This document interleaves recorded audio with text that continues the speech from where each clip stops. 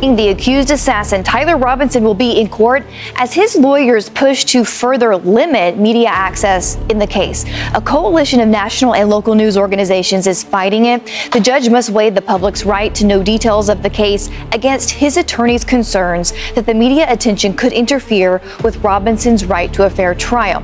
Robinson's defense has already asked the judge to ban cameras in the courtroom, something Charlie Kirk's widow, Erika, opposes, calling for full transparency and access of her husband's murder case.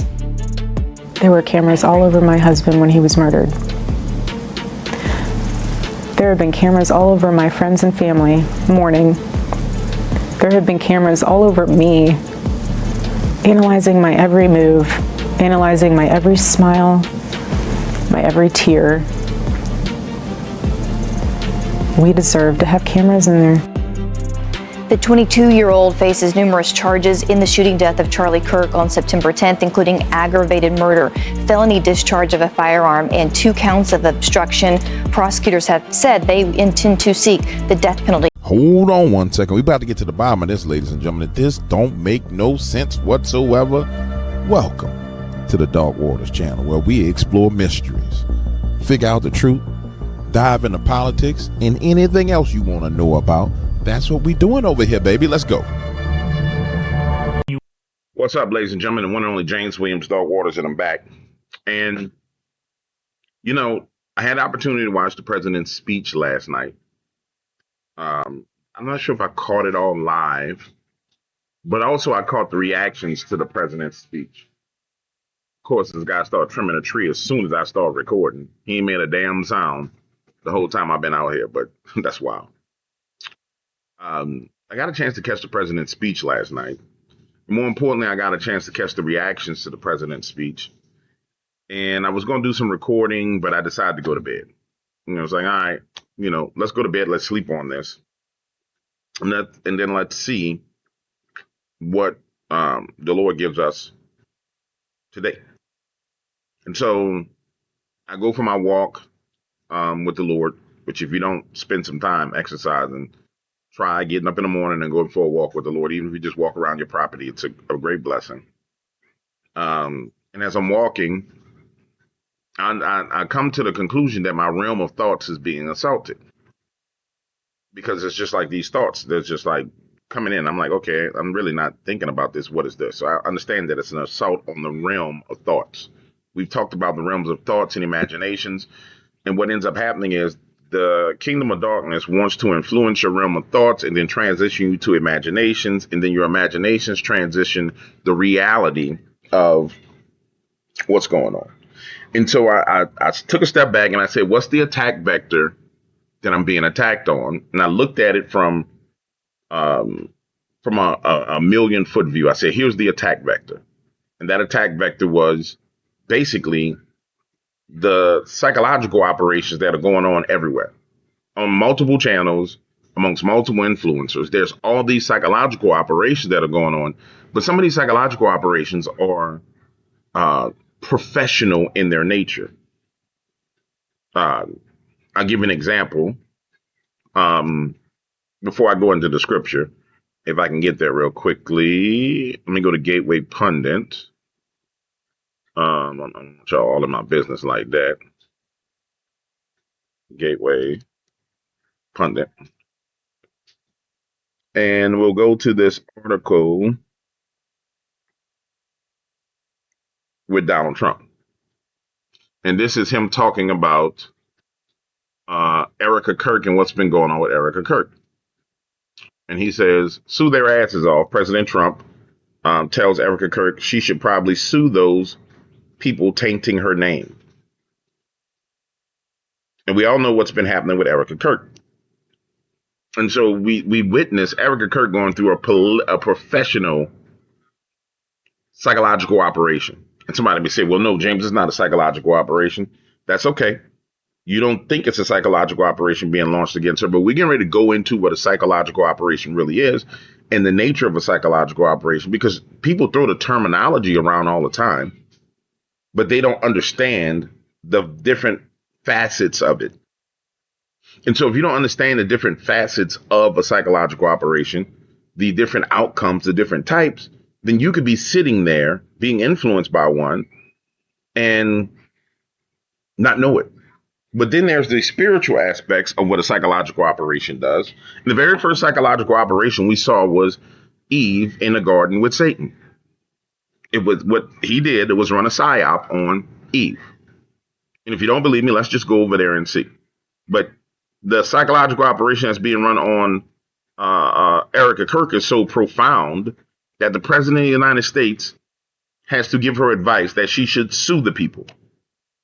The question is, in the confines of that psychological operation that's been launched on her, what is the desired outcome of that psychological operation? And what have we seen the outcomes be of that psychological operation? Now, this video is not for someone who's already had their opinion and their mind made up. Because if right now, when I said that, you say, well, Erika Kirk is strange and, she did this, then you're not thinking objectively. You've already been caught into the psychological operation. Now, I'm just going to keep it real with you. I love you, so I'm going to keep it real with you. You've already been caught in the net of it. If you can't pull back out of it and look at it from a 1,000,000-foot point of view and say, okay, what did I know about Erika Kirk prior to the assassination of Charlie Kirk? Because the assassination of Charlie Kirk was the launch of this psychological operation. It's why, there's been a cover-up. The cover-up is essential part of the conspiracy that leads to launching the psychological operation. So the question you must ask yourself is, what did you know about her? If you want to be honest with yourself, just what did I know about Erika Kirk prior to the assassination of Charlie Kirk?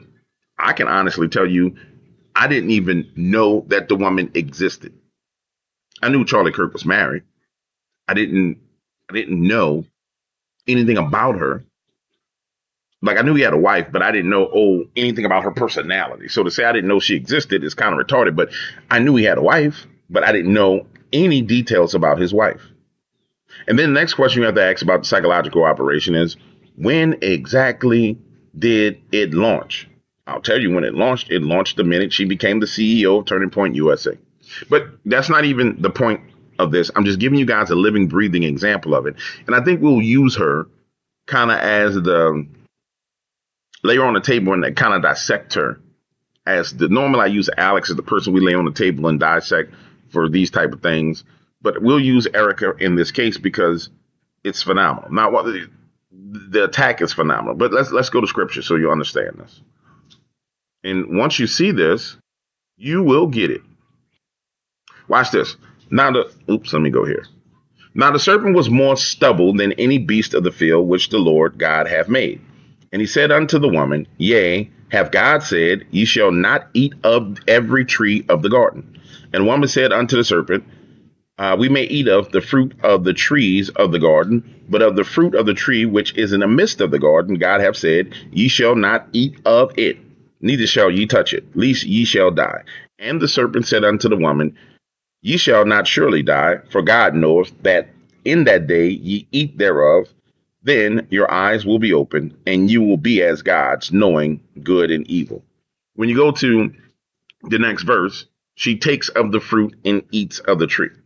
This is the very first psychological operation that you'll ever see. The first thing that Satan did in the psychological operation was he started off with a question, but was with a quote. He says, have God said, and he said unto the woman, Yea, hath God said, Ye shall not eat of every tree of the garden. She goes on and finishes it by filling in the rest of the information, except for the one in the midst of the garden. So he starts off with posing a question. He starts off with what I would call creating partiality. And it's a part of a psychological operation. And when you truly understand how psychological operations work, you understand that they're just not natural, they're spiritual. The next thing he goes on to do is, and the purpose of this question is to remove the fear of the consequence of eating from the fruit of the tree of the garden. He wants to remove the fear and manipulate her emotions. And then once those emotions are manipulated, he's going to give her an objective. Watch this. Let me go to a little bit easier version to read so make it easier. Now the serpent was more crafty than any of the wild animals the Lord God had made. He said to the woman, did God really say, you must not eat of any tree in the garden? The woman said unto the serpent, we may eat of fruit from the tree in the garden, but God did say, you must not eat of fruit from the tree that is in the middle of the garden. And you must not touch it, or you will die. All right, so here it is. So now, here's the part where he removes the fear and starts to manipulate the emotion. He's already started to manipulate emotion. Now here's where he removes the fear. You will not surely die, the serpent said to the woman. You will not surely die. So she's like, okay, if I eat this fruit, then I'm gonna die. Okay, she's afraid. I'm gonna remove that fear. Boom, he pulls the fear out of the way. The serpent said to the woman, for God know that when you eat from it, your eyes will be open and you will be like God, knowing good and evil. So he removes the fear as the objective and then moves her towards that objective. All in one sentence. For God knows that when you eat from it, your eyes will be open and you will be like God, knowing good and evil. So the fear is moved. No, you ain't going to die. That's not what's going to happen when you eat the fruit. You're not going to die. What's going to happen is, boom, appealing to her logic. What's going to happen is when you eat of the fruit of this tree, you're going to be like God because your eyes going to be open, baby. And you're going to be like him and you're going to know good and evil. You're going to know it. Now, somebody may be saying to themselves, well, man, this don't make no sense. This is the very first psychological operation that you have seen and we've witnessed that's been documented. There's a movement from what you know to through an emotional state to remove these emotions or implant emotions, removing fear, giving an objective. Once that objective is there, confirming it, making it logical in your mind, giving you a logical framework for why you should do it. And then we see the action take place when we go to the next verse, which is, and then she ate of the fruit of the tree and saw that it was good and then gave it to Adam and saw that he ate it. It's the nature of a psychological operation. Now, somebody may be saying, well, James, you're missing me with this. No, I ain't missing you. Watch this. Now, this is page 10 of The Doctrine for Joint Psychological Operations, Joint Publication 3553. This is your United States government. And let's go to page 10 and let's outline what the purpose of a psychological operation is. Let me give this a second while they do this. I'm going to pause so y'all don't have to hear all that noise. Well, hell, I'll be a monkey's uncle. You know, when I paused, I kept on talking, thought I had recorded all this, so I got to do it again. That's okay, though. That's okay. Because the first time was good, but this time going to be real good.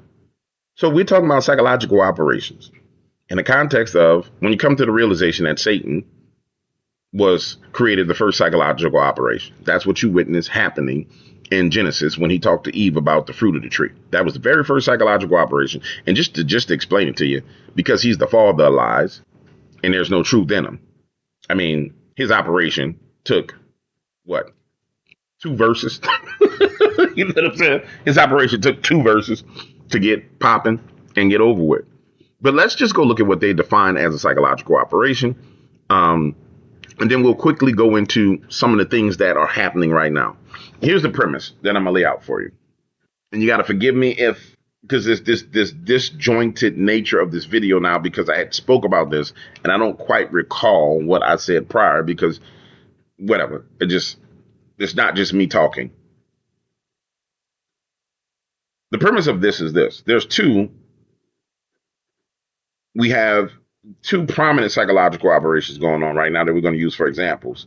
But then also the premise is that because we're in a new social media environment, as opposed to the old traditional media environment, that psychological operations are being run all over the place. In fact, we're in like the wild, wild west for psychological operations. There's many channels all over the place with people running around buck naked with 6 shooters on their hips, with leather chaps. You know what I'm saying? Well, you got the chaps on your legs with your booty cheeks out with G-strings on, just running around shooting. Boom, boom, boom, boom, boom, boom, boom. There's amateur psychological operations going on. And then there's massive professional governmental side psychological operations going on where people are partnered with individuals and they are influencers. Then there's influencers who are actually part of the CIA that's obvious they're CIA that are that are doing psychological operations. Then there's psychological operations targeting individuals, like Tucker Carlson goes through them all the time. I watch people target him with psyops all the time. And so we're in this wild, wild west environment. It's like GTA 6 of psychological operations. People just pulling up in the car and spraying everybody, and then going about their business. Right. And in that type of environment, it takes a lot of discernment. And more important than taking discernment, it takes the peace of the Lord for you to back away and get high enough to see things. But let's see what we can achieve by understanding what a psychological operation is, because people use this terminology all the time, but in my opinion, nobody actually ever explains it. You know, you hear people say it's a psyop done by the Masons to get us to do this. But what the hell is a psyop? How does a psyop work? Nobody actually talks about that, so we're going to talk about this. Watch this. The purpose of psychological operations is to induce, reinforce foreign attitudes and behaviors favorable to the originator's objective. So it's to induce, reinforce new attitudes, foreign attitudes, and behavior favorable to the originator's objective. That's the definition of a psychological operation. The originator can be anybody, right? Let's go into a complete overview. Psychological operations, PSYOP, are planned operations to convey selected information and indicators to foreign audiences to influence the emotions, motives, objective reasoning, and ultimately the behavior of foreign governments, organizations, groups, or individuals. So the whole way you know that it's a PSYOP is because of these things. It's to influence the emotions, motives, objective reasoning, and ultimately the behavior of a foreign government, an organization, a group, or an individual. So what does it mean for you? This is why the Bible says, be anxious for nothing, but in all things through prayer and supplication, make your needs and requests known to the Lord. Because when you're not anxious for anything, you can't be influenced by a damn psychological operation. I'm just going to keep it real with you. But here's how we're going to judge in the Dark Water Channel who is doing a psychological operation, because it's going to influence your emotions, your motives, your objective reasoning, your logic, which is what Satan did to Eve, literally influenced her objective reasoning, and ultimately your behavior. And so you notice there's a progression. It's emotions, then your motives, then your reasoning, and then your behavior. So if you find yourself in a situation where you're watching someone or watching some content and you're like, I'm getting emotional, I'm getting upset. And it could be a positive or negative emotion. You find yourself overly positive about something, overly optimistic about something. If you find yourself overly negative or angry about something, then the psychological operation is there. And this is in the context, ladies and gentlemen, of content creation, content watching, news watching, and all the rest of these things. So, all right, psychological PSYOPs are vital, part of broad range U.S. diplomatic, informational, military, and economic activities. I need to go to the next thing. There are three categories of PSYOPs, three categories of military PSYOPs: strategic, operational, and tactical. PSYOPs are an integral part of military operations, and such are an inherent responsibility of all military commanders. There are three categories of military PSYOPs: strategic, operational, and tactical, which are used to establish and reinforce foreign perceptions of the U.S. military, political, and economic power and resolve. Strategic PSYOP are intentional informational activities conducted by USG or U.S. government agencies to influence foreign attitudes, perceptions, and behaviors in favor of U.S. goals and objectives during peacetime and in all conflicts, and in times of conflicts. These programs are conducted predominantly outside the military arena, but can be utilized, can utilize Department of Defense assets. So we got the strategic one. And I want you to think about these as phases, because when America goes to war, there's the strategy phase where they're laying the groundwork before you go to war. Then there's the operational phase. And when it's operational, the psychological operation changes because of the operation. Then you get to the tactical phase where you're putting hands on people and getting stuff done and closing it out. It's important that you get what I'm saying, because in the previous rendition of this, I kind of took a little bit more time to explain this, but I'm moving a little bit faster because I don't know why, but it's making a lot. It's like it's a lot going on in my head right now. But Let's go to the operational aspect of it. Watch this. Operational psyops are conducted across the range of military operations, including during peacetime and in defined operational areas. Promote the effectiveness of joint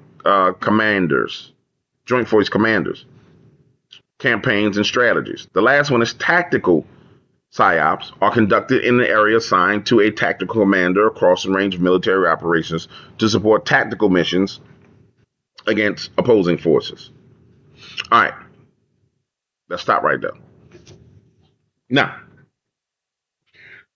two roads. One road is Charlie Kirk and Erika Kirk in a psychological operation that's been ran against them.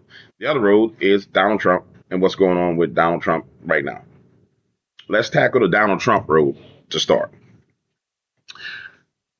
If you saw the speech the other night, last night, which I saw majority of the speech, and you felt as if something was off with the speech, which a lot of people have articulated that they felt something was off with the speech. The reason why they felt something was off with Donald Trump's speech last night is because last night was probably the first time that everybody's really felt this psychological, neurolinguistic programming, brainwashing, old traditional language being used by the president.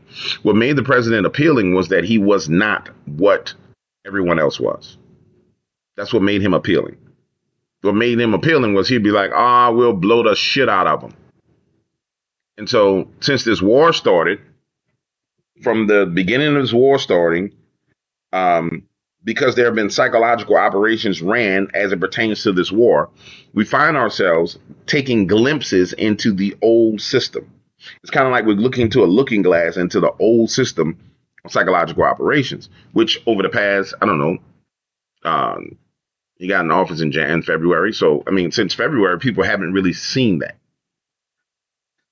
And so you find people being highly offended by it and upset by it and irked by it. Now, the reason why people are highly offended and irked by this twist and this change, and it's because of what people went through as it pertained to COVID.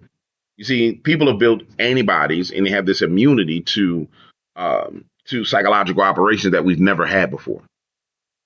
Like it's what people went through with the COVID lockdowns was something that genetically changed the way genetic memory of human beings as it pertains to what governments are willing to do to you. And so it's kind of like the cover's been pulled off what the old controllers did, and everybody saw it, and they're like, oh, hell no, we ain't going through this again. Right. And then Donald Trump comes in and he's part of pulling the covers off. And then all of a sudden, because we're in a military operation, the controllers start to speak again through him. And so now everybody's like, no, I know this feels familiar. I know what this is. This is not what I want. This is not what I like. I don't like how this makes me feel.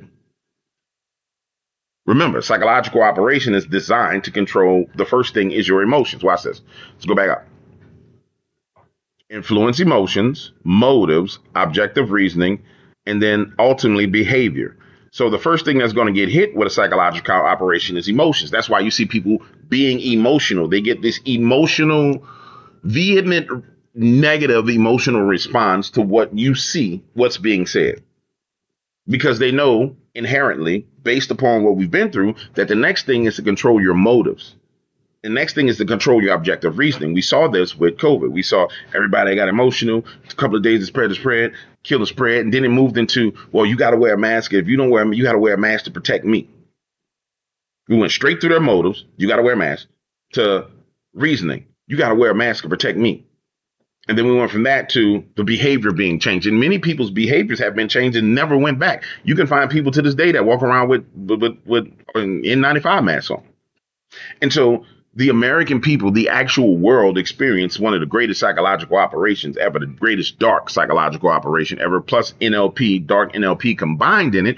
And when the president comes out and he starts to play those games, because now this war command is in charge and they're saying, Mr. President, you need to read this speech because we need to do this. He's like, all right, I'm gonna go read the speech. And everybody's like, yo, screw you, bro.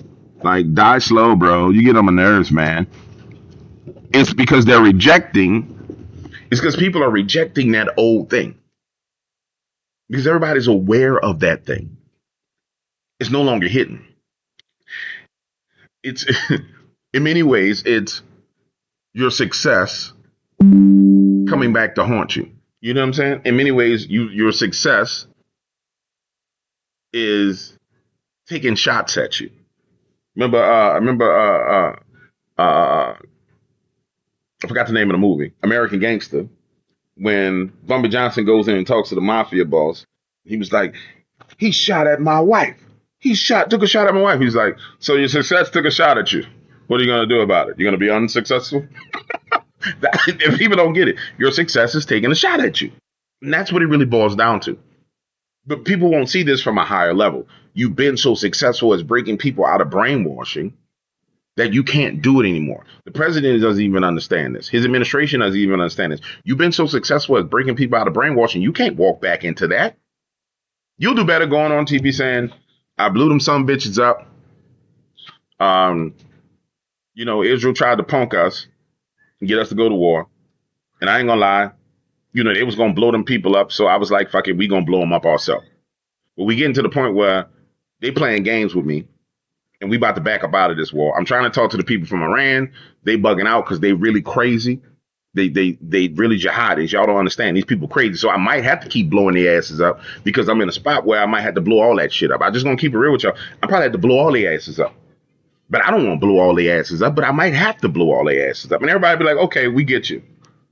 But when you go in with all the traditional speech, we won the war, we bombed them like anybody else has ever bombed them.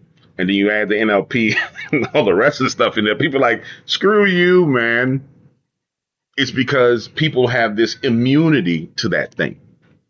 Now, I want you guys to stay at a higher level because I can already hear the rebuttals. Well, Donald Trump is the devil. You don't know what you're talking about. This is this. No, I'm not. We're not on a low level of understanding that this is more important. This is bigger than just a Donald Trump. This is for you and your whole life. This is for you and your children's children to have this understanding.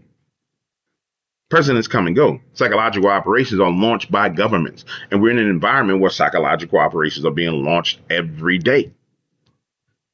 This is why I told you guys a couple of videos ago. I said, hey, man, I don't like when people try and use NLP on me. I'm vehemently against it. Like when anyone, even when people use basic language patterns on me, I have to watch my mouth because my response is so visceral. Like somebody says, well, man, blah, blah, blah. Wouldn't you agree with that? My mental response is no, bitch, I don't agree with nothing you say. Stop trying to make me agree. Because I know what it is. That's my mental response. It's like this, but I won't let it come out of my mouth. And so, because I've studied this and I understand, okay, this is influence in a nature in which it's jamming something into your head. And I literally feel it being jammed into my head. All right, let's go to the second part. And this is important that I wanted to make, so important I want to make this part of the video. Now, it talks about strategic psychological operations, operational psychological operations, and tactical. And so, that in any warfare, there's a strategy phase. Then we go operational.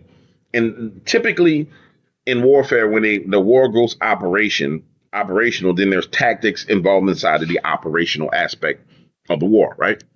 So when you look at what happened to Erika Kirk, and particularly Charlie Kirk, if you really understand psychological operations, you see where Charlie actually started talking about the strategic part of the psychological operation that he was going through. One of the things that Joe Kent talked about, which, I don't know why they just screwing Joe Kent over like they're trying to screw him over. One of the things Joe Kent exposed was that Charlie Kirk was dealing with strategic psychological operations ran against him. And one of the things that's come out is that, he was worried about somebody assassinating him. Period. And then that's one of the things that came out really early with the text messages and him saying, oh, I was worried about this. I was worried about that, blah, blah, blah, blah, blah. And you need to understand that the assassination of Charlie Kirk was the beginning of one of the most treacherous psychological operations against the American public that we've ever seen. But in order to understand that, you need to understand what Charlie was. So Charlie Kirk represented a president of the United States of America. That's what he was. He was a president. I mean, he had a whole generation of youth in college that was supporting him. He was a president. So what you witnessed was an assassination of a future president of the United States of America. And then we saw the assassination, and then we saw the initial conspiracy theory being set up. You see him get shot. You see people sitting up cheering. You see the guy doing like this with his arm. You see all the different aspects and elements of a conspiracy theory. What was taken from his body? The guy jumping off the roof. Did he shoot him? Did he not shoot him? The Antifa people predicting that he was going to be shot ahead of time. Stay high. Don't come low into any of those individual events, because you won't understand what I'm saying about the conspiracy itself is what launches the damn psychological operation. You need a conspiracy to have a psychological operation. The conspiracy in this case is associated with a murder. And boom, we shut off. We gone and we going operational. Boom, we went from strategy. Boom, now we're operational. So how we get into the operational phase of the psychological operation that's being ran against America. And it is against America. And you notice when we get to the operational phase, that's when we get all these podcasters coming in with their opinions, and people channels grow and expand. And because inside of the operational phase, you need voices that can continue to move forward. And then a predominant voice comes out and speaks that's on behalf of him, not his wife, while simultaneously his wife is being destroyed, while simultaneously his name is being destroyed. And if you want to understand how operational this was, ladies and gentlemen, just think about it. The man is shot. And then it comes out, the first operation that's ran is he's racist. Charlie Kirk was racist. You know, blah, blah, blah, blah, blah, blah, blah, blah, blah, blah, blah. And I need you to understand, if I don't have anything, if this cup is the psyop, right? If the rim of this cup is the psyop, and the objective is in here, you have to understand it's not just one entity running psychological operations. There's a main entity that ran the operation, whoever that main entity was that assassinated him. That main entity was that covered up the assassination, which the truth is coming out about that. But then there's all these other interests that are trying to move this conspiracy. I mean, this thing in the direction they want. So you got some people moving up, some people moving down, some people moving left, some people moving right. But you always know the larger player, because when it moves it, it moves it. Everybody else can kind of nudge it this way, nudge it that way. The larger player can just get rid of it. Move it where it needs to get to.